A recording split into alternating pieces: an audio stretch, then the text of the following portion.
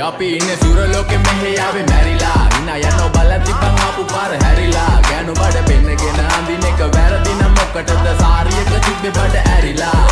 ඩෝංගල පතු වෙන්න ඕන් දැම්ම මාළුවන්ට පාන් දැම්ම වගේ ඇවිත් හාල යන්න එන්නේ පහල යන්න ඇවිත් කට වාල යන්න අපි ගැව්වේ මොරන් නිසා පදිරි වෙන්නේ නෑනේ ඔය සාලයන්ට